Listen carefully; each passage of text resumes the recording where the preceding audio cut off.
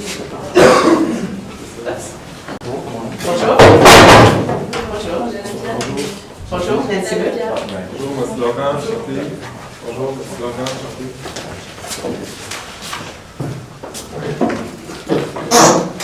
Donc, juste pour que vous soyez au courant, l'équipe a 20 minutes pour faire sa présentation. Nous, on va vous aviser quand il vous reste 10 minutes, 5 minutes, 2 minutes et 30 secondes. Puis, on aimerait que vous resteriez dans la salle et qu'il n'y ait pas de mouvement pendant la présentation. Donc, c'est commencé.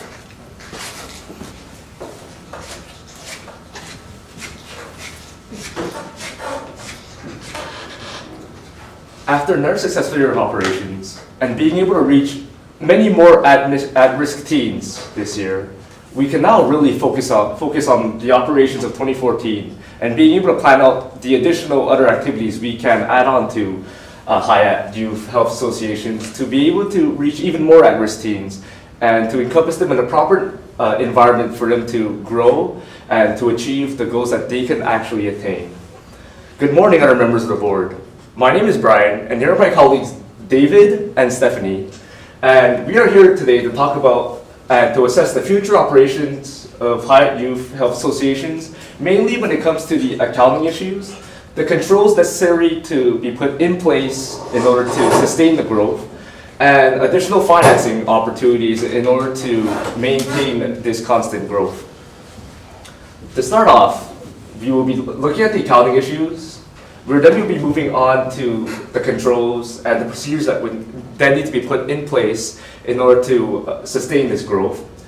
Financing opportunities, mainly through public and private donations, and other considerations and other projects that we believe we should look into. To start off, since Hyatt Youth Health Association is reporting to a public nature, it must adhere to IFRS, which is the International Financial Reporting Standards. With this being said, IFRS has a lot more disclosures that do need to be put into place, and these would be found in the footnotes of the statements that we would issue to the government and to any private organizations that would demand them. To start off with the accounting issues, the main ones we'll be looking at today is government grants, the accrual basis versus the cash basis of accounting, and the IT consulting fees to develop the website. To start off, when it comes to government grants, the current situation that's happening right now is that the max requested amount is 35% of the previous year's direct program and expenses report. What this means is that all the expenses that can directly be associated with benefiting the teens by offering these activities would count towards this 35%. While the maximum amount that is guaranteed by the government is 20% for 2012, 18% of 2013 revenues, and 2014, and for the year 2014 it is 15%. As per IES 20, this revenue is recognized as a separate other line item. In this case, we need to keep track of this grant that would be offered to us, and by doing so, we would also need to make sure to comply to all the restrictions that may apply. In this case, we need to submit annually audited statements to make sure that we comply to all the restrictions that the government puts in place. The next issue we'll be looking at is the accrual basis versus the cash basis of accounting. One of the key issues that we saw was that in the trial balances, all the activities were being reported on a cash basis. This basically means that journal entries were only being recorded once an exchange of cash was being made. But as per IFRS, in order to maintain reliability and financial representativeness, we need to report this in an accrual basis. What the accrual basis basically means is that it matches the revenues being incurred in that period, which then would make us need to record the expenses incurred in order to generate those revenues. What the main impact is for 2013 is that the food cost of $2,330, even though that it is being paid in the beginning of 2014, this expense needs to be recognized in 2013. The main impact of this is that the net income would be overstated by $2,330 for 2013, which would then have a direct impact on the amount of cash, on the amount of the grant that we would be able to ask the government for. The next issue we'll be looking at is the IT consulting fees. In this case, the website we had since 2012 mainly had tools to really identified our mission, the program offerings that we offered, and all the various activities that the various teams could actually partake in. But recently, big changes were being made, and it added a lot of educational materials, which would talk about the risk of using drugs and all the negative associations that came with that. As per IAS 38 and a special subsection of SIC 32, website costs can be treated. The website can be treated as an intangible asset, since we are consulting externally to get this developed. With this being said, as per IAS 38, since it's an intangible asset and following IFRS, we do need to test for impairment year after year to see if the value of the website is still worth that much. What is the overall impact of this, you may ask? Since the costs are incurred through external IT consulting, we can see that the cost of $4,210, assuming that all of this is made through developing the website, it can actually be capitalized. Due to this capitalization, the revenues for 2012 are understated by $4,210, and the assets are also understated by $4,210. This had the same effect in 2013 with the big changes, so thereby causing around $12,000 of an understated revenues and assets. I'll now pass on the floor to Dave, who will be talking about the controls. Thank you, Brian. So I just want to reiterate that we're a nonprofit organization, and because we're a nonprofit organization, we're not really looking to create a profit, to look for a profit. We're not a profit maximization organization. Really, what we want to do is really help the youths of our society through programs to help them battle and counter drugs, for them to really progress and become our future. And looking into that, our main issue really here is to try to minimize our expenses. And how do we minimize expenses? Through strong internal controls. We've identified 4 internal controls that need to be fixed, that are a priority in our system. The first one is clearly our segregation of duties. We're a small organization, but that doesn't mean that segregation of duties has to be as big of an issue as it is currently right now. Followed by that, we have 2 internal control issues within our collection of donations. As we try to rely less on the government, we're trying to find more sources of revenues. And 2 sources of revenues that we've implemented or are about to implement have internal control issues that we should fix before we're implementing. Finally, we have our inventory and storage. That's something that we'll also be looking into. So going to our segregation of duties, our current situation right now is that Sandy Mahler, our only bookkeeper, our only accountant, as well as our only receptionist and administrative assistant, is essentially doing everything. So she's doing the reception, she's collecting the checks, but also bookkeeping them. And so really the weakness here is that the same person is doing everything. There's no oversight. So in fact, really the implication here is that there's a possibility, I want to reiterate, possibility for fraud. When we go and look into the fraud triangle, really we want to look into the incentives, the opportunities, and the rationalization. So she has the incentive. Everybody has incentive, right? We all want to have a little bit more money, and so does Sandy Mahler.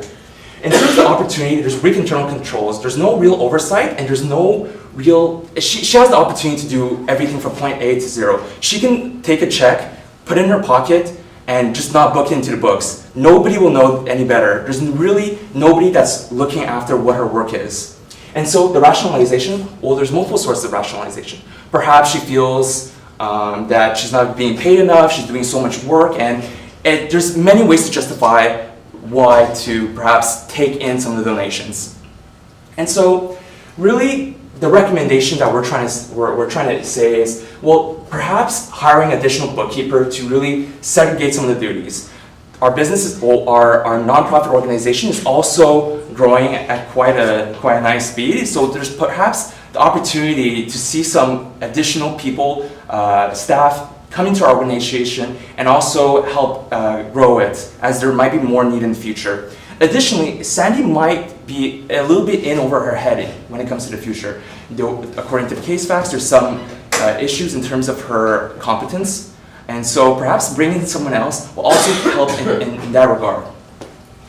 Alicia Cole should also perhaps take more of a bigger role in terms of the accounting side, as she's very involved in the operations. Perhaps it's also nice to perhaps work together with Sandy to look at the operations in total, to have some kind of oversight. And as well as perhaps there should be an increased involvement in the board of directors, perhaps meet more frequently. The fact that Sandy might know that there's some kind of people looking after her work might be enough for her to perhaps not do any fishy things in the future.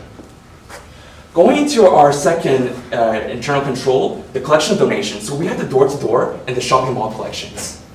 Firstly, for the door-to-door, the current situation as former and current participants, volunteers, are going to door-to-door to collect donations. Well, currently, there's no oversight in the controls of the logging of donations. So people can just go door-to-door, take the money, and just say that, you know, that person really didn't donate anything at all, and when in fact he did. So really, looking at the fraud triangle, it's this exact same thing. They have incentive, opportunity, and they of course can rationalize it. So our recommendation is to create some kind of list detailing the neighborhoods. Neighborhood addresses and require donators to really sign off on their donations. This is something that will be kind of put off for volunteers, but also something else that we can really do is, since it's now a certified charity, people are eligible for these charity slips. And so we can also trace the charity slips with the amount donated. And so that's something that we can really look into. If it matches, well then, great. If it doesn't, then maybe that's something that we can look into further. Going to the collection of donations at the malls, essentially what's going to happen is that at the entrance of the malls, there's going to be some kind of collection bowl, and a volunteer is just going to be on the side looking at the collection bowl. And so people are going to donate, and well, really the issue here is that since it's just essentially a bowl, it's an open top, it's accessible to and susceptible to theft. So someone can just walk by, take a $5 bill, put it into their pocket, and nobody will be the wiser. Furthermore, the volunteer can also do that. And so our recommendation is a very simple one. It's just to have some kind of box with maybe a hole or something, just an additional protection with a key and lock so that only authorized personnel would have access to these donations. And very simple implementation. It's perfect for a small organization like ours. Going to our last control issue is really the inventory and storage. So we have quite a few T-shirts actually that we want to sell. And not only will these T-shirts bring in revenue, but it also has these value in terms of, let's say, promotion. People that wear these T-shirts are also walking advertisements. So it's not just the value of the T-shirts that we're protecting, but also for future marketing. These inventories are stored in a publicly accessible storage, right in the gym with the gym equipment. And so inventory can go missing, and this will cause future losses. They're accessible to the public, essentially. So what we can do is really to put this inventory in a more secure location. The fact that there might not be a more secure location is also an issue, right? We don't have just rooms lying around. But something perhaps that we can also do is, these are small items, and of course we're going to have more inventory and more items in the future that we want to protect. So perhaps it's a good idea to have some kind of safe or some kind of key and lock area, just so that we can put these items in storage and protect them. This will not only protect the inventory that we have right now, but also future things that we would like to protect. And so these are really the main control issues that we really want to fix immediately. And these aren't tough control issues to fix either. Going to the financing. The first thing we're going to be looking at is the cash flow. So we want to do a projection of the cash flow for the first half of 2014, but also the second half of 2014. And one of the main reasons why we want to do a cash flow is to look at the reliance of our donators. So currently, right now, the public, the government, is a huge contributor to our cause. And looking at the cash flow, so we're going to see our reliance on them. Secondly, we have the private funding decision. So we were able to help a young gentleman in the past, and his father saw the impact that our nonprofit organization does to the community and wants to give us a huge donation. And we're going to look into that. So looking at the cash flow for the first half, we're starting with the cumulative excess of revenues over expenditures, and then looking at the changes in net cash. With the beginning cash balance, we end up with an ending cash balance of a negative 20,000, approximately 65,000 and 109,000 when looking at the pessimistic, expected, and optimistic view. So expected is really given to us, like what we expect. Optimistic, we've given a more optimistic view, as well as the higher ranges when it comes to some of the donations that are coming in. So giving a sensitivity analysis, we see that really there is kind of a reliance on our big donors, our government, right? Definitely it can go into the red, and if the government will stop giving us money, well, there's going to be an issue here. Going into our second half, looking at the pessimistic, it goes even more in the red. This is because of most of the net cash, changes in net cash. When we look at the net cashes, our major changes really comes to a lot of our efforts being in the first half of the year.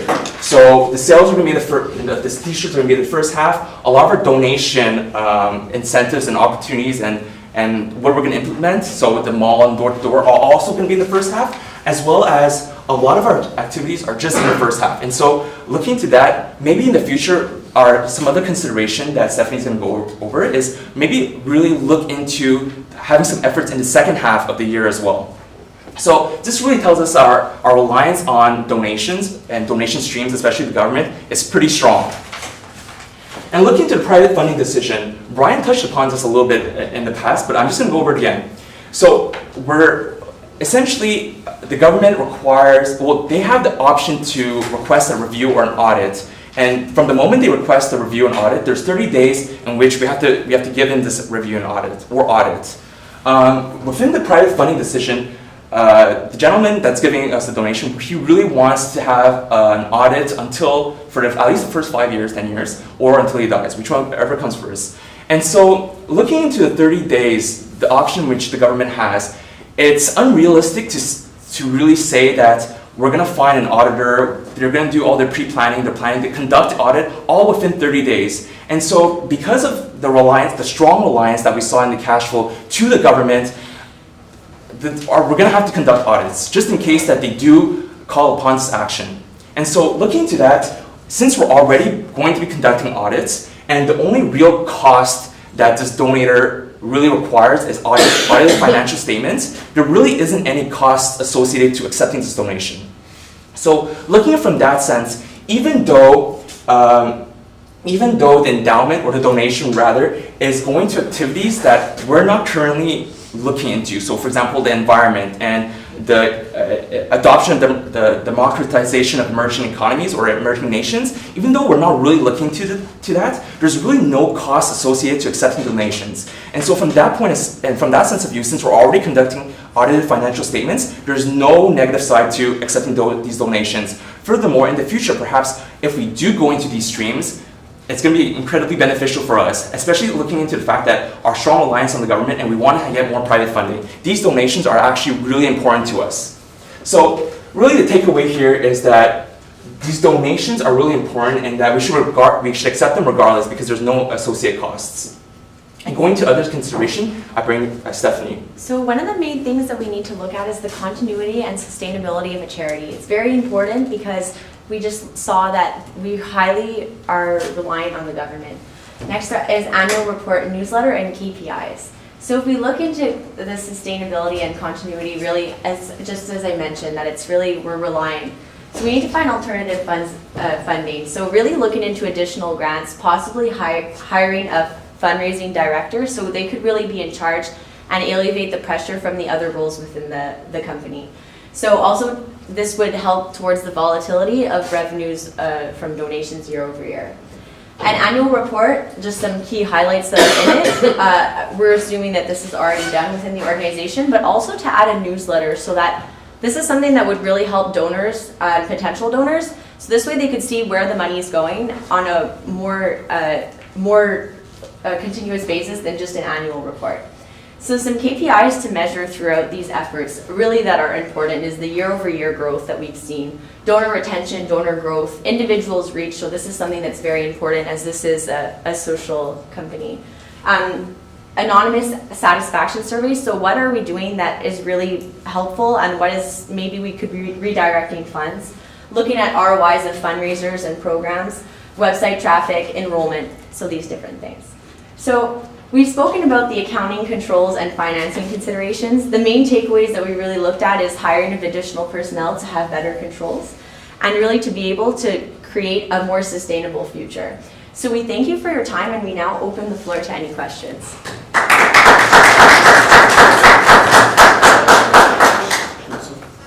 Okay, my first question is, at the beginning of your presentation, you have discussed about the IFRS standards.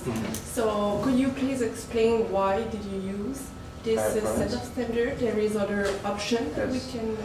When it actually comes to reporting standards, there are ASPE, which is Canadian GAAP, and IFRS, which a lot of people associate for public companies.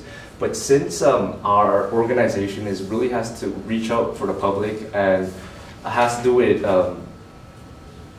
public funds, a lot of this has to do with what the government want to look into. In this case, we want to improve transparency and really to show that all the funds that were being donated are actually being used for society and improving the lives of at-risk teens.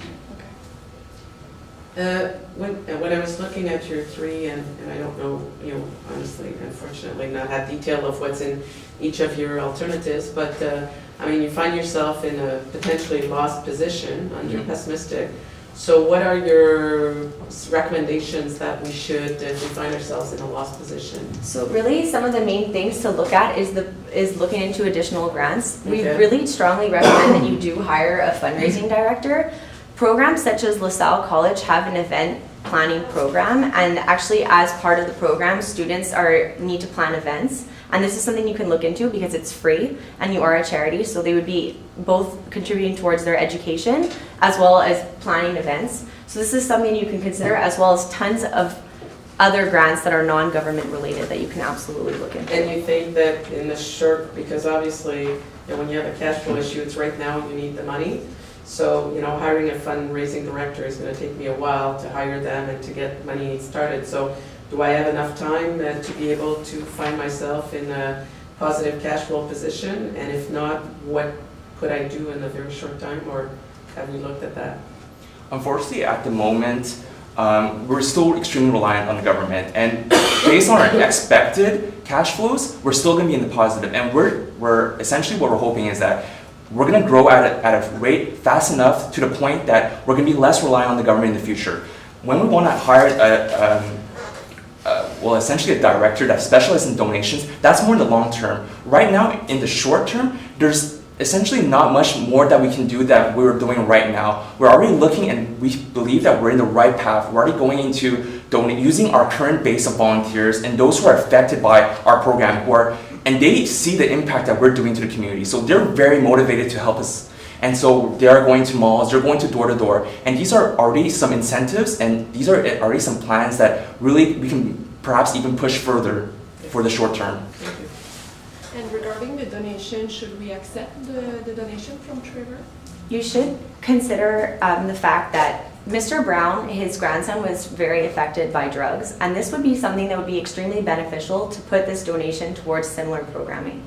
So you should accept it regardless, but you should also try to speak to him about whether he would be interested in putting it towards programs similar to the one that helped his grandson. So your final recommendation is Yes. to accept the donation. And also, Trevor Brown asked a clean audit report. Will it be possible for this non-profit organization to have a clean report? In this case, since our main funds do come from the government, and we are a charitable organization, these clean audit reports, our assumption is that they're already being done because other organizations are asking for these currently. So yes. So yes, it will be possible even if the non-profit even if this organization has never been audited, it will be possible to have a clean report, right? Yes. That's what you said. Okay. I know you talked about like some of the costs that were not in the right year. There's a cost of $5,000 that we're paying to the person who's going to be doing some fundraising. We're paying it to him now, like there's an upfront $5,000. That would be for the fundraising is going to be in the future year. So what year have you looked into? Should that be a cost of 2013 or 2014, or have we given any thought? Well, looking from a cash perspective, as soon as the cash leaves, well, that's when the cash leaves, right? And so we actually took that into consideration when we were looking at the cash flow statement. And so we found that there's enough cash in the balance right now, in the bank balance, to actually pay for this. It's absolutely something that. Thank you.